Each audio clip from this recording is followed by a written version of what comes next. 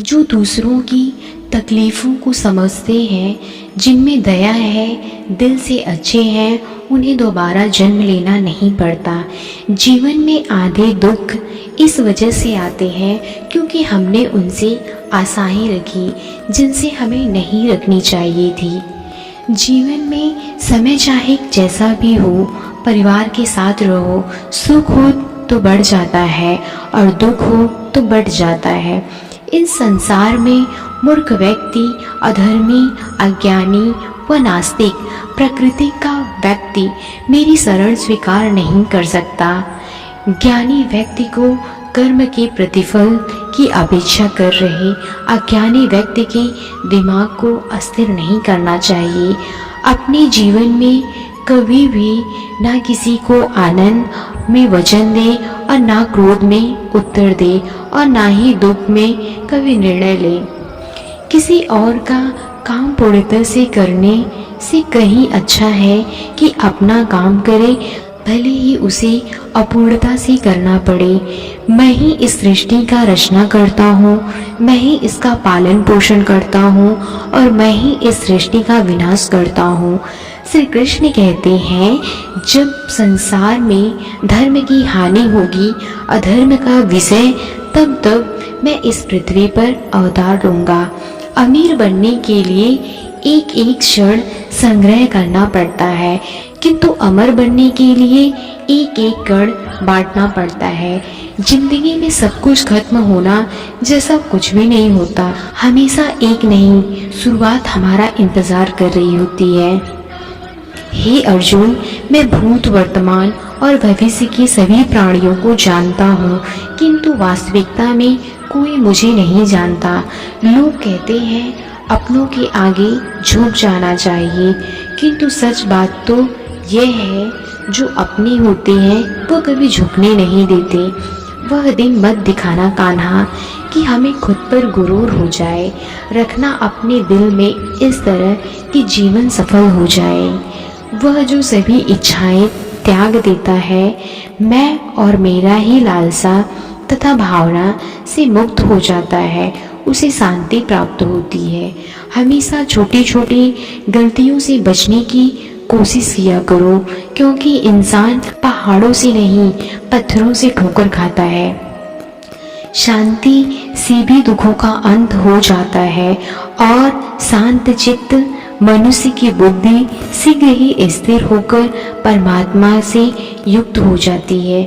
अपनी पीड़ा के लिए संसार को दोष मत दो, अपने मन को समझाओ।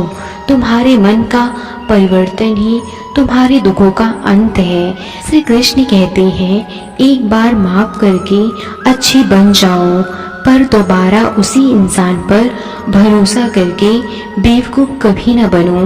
इच्छा पूरी नहीं होती तो क्रोध बढ़ता है और इच्छा पूरी होती है तो लोभ बढ़ता है। इसलिए जीवन की हर स्थिति में धैर्य बनाए रखना।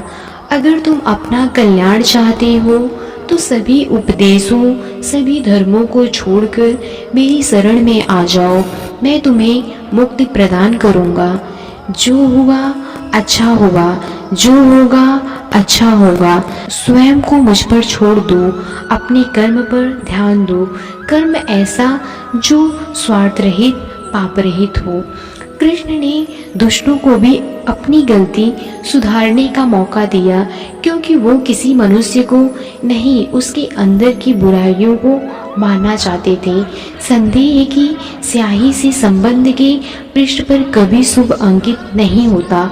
इसलिए अपने मन के विचार और संबंधों को आधार दोनों ही शुभ रखें। मोहग्रस्त होकर अपनी कर्तव्य पथ से हट जाना मूर्खता है, क्योंकि इससे ना तो तुम्हें स्वर्ग की प्राप्ति होगी और ना ही तुम्हारी कीर्ति बढ़ेगी। इस भौतिक संसार का यह नियम है, जो वस्तु उत्पन्न होती है कुछ काल तक रहती है, अंत में लुप्त हो जाती है, चाहे वे शरीर हो या फल हो। यदि कोई व्यक्ति प्रेम से, भक्ति से पुष्प, फल, जल भी मुझ पर चढ़ा दे तो उसी भाव से उसे स्वीकार करता हूँ, वह मेरा प्रिय भक्त होता है। उससे मत डरो जो वास्तविक नहीं है, ना कभी था ना कभी होगा। जो वास्तविक है वो हमेशा था और उसे कभी नष्ट नहीं किया जा सकता। जीवन में आधे दुख इस कारण जन्म लेते हैं क्योंकि हमारी आशाएं बड़ी होती हैं। इन आशाओं का त्याग करके देखो जीवन में सुख ही सुख है।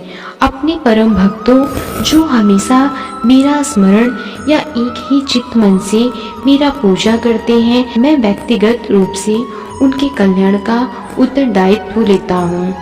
जन्म लेने वाले के लिए मृत्यु उतनी ही निश्चित है जितना कि मृत्यु होने वाले के लिए जन्म लेना। इसलिए जो अपरिहार्य है उस पर शोक मत करो। श्री कृष्ण ने कहा है, अगर तुम्हें किसी ने दुखी किया है तो उसे बुरा मत मानना।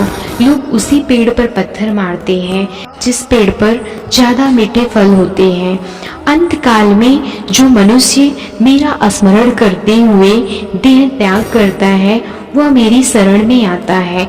इसलिए मनुष्य को चाहिए कि अंत काल में मेरा चिंतन करे। यह सच बात है कि भूल करके इंसान कुछ सीखता है, परंतु इसका यह मतलब नहीं कि वह जीवन भर भूल करता रहे और कहे कि हम सीख रहे हैं। श्री कृष्ण कहते हैं कि इस जगत में मनुष्य भौतिक वस्तुओं का भोग कर सकता है। अगर वो चाहे तो सब कुछ छीन सकते हैं, मनुष्य कुछ भी नहीं कर सकता। स्वार्थ से रिश्ते बनाने की कितनी भी कोशिश करे वो कभी नहीं बनते, और प्रेम से बने रिश्तों को कितना भी तोड़ने की कोशिश करे वो कभी नहीं टूटते। क्रोध से भ्रम पैदा होता है, भ्रम से वृद्धि व्यग्र होती है। जैसे वृद्धि व्यग्र होती है तब तर्क नष्ट हो जाता है, जब तर्क नष्ट होता है तब व्यक्ति का पतन हो जाता है। आत्मा न तो जन्म लेती है ना कभी मरती है, और ना ही उसे कभी जलाया जा सकता है, ना ही पानी में गीला किया जा सकता है।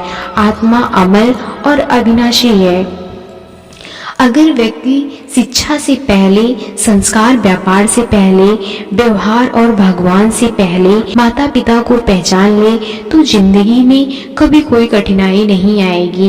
विषयों का चिंतन करने से विषयों की आसक्ति होती है, आसक्ति से इच्छा उत्पन्न होती है और इच्छा से क्रोध होता है, क्रोध से सम्मोहन और अविवेक उत्पन्न होता है। कृष्ण कहते हैं, जैसे प्राणी अपने पुराने कपड़े उतारकर फेंक देता है, नए को धारण करता है, उसी प्रकार यह आत्मा पुराने शरीर से त्याग करके नया शरीर प्राप्त करती है। तुम उसके लिए शोक करते हो जो शोक करने के योग्य नहीं, और फिर भी ज्ञान की बातें करते हो। बुद्धिमान व्यक्ति ना जीवित और ना ही मृत व्यक्ति के लिए शोक करते हैं। मन की गतिविधियों, होश, सांस और भावनाओं के माध्यम से भगवान की शक्ति सदा तुम्हारे साथ है और लगातार तुम्हें बस एक साधन की तरह प्रयोग कर सभी कार्य कर रही है। हर किसी के अंदर अपनी ताकत और अपनी कमजोरी होती है। मछली जंगल में नहीं दौड़ सकती और शेर पानी में राजा नहीं बन सकता। इसीलिए अहमियत सभी को देनी चाहिए। धर्म युद्ध में कोई भी व्यक्ति निष्पक्ष नहीं रह सकता। धर्म युद्ध में जो व्यक्ति धर्म के साथ नहीं खड़ा है, इसका मतलब है वह अधर्म का साथ दे रहा है, वह अधर्म के साथ खड़ा है। अगर कोई मनुष्य हमारे साथ बुरा कर रहा है तो उसे करने दो, यह उसका कर्म है और समय उसके कर्म का फल उसे जरूर देगा। लेकिन हमें कभी भी किसी के साथ बुरा नहीं करना चाहिए, क्योंकि यही हमारा धर्म है। जय श्री कृष्णा। राधे राधे।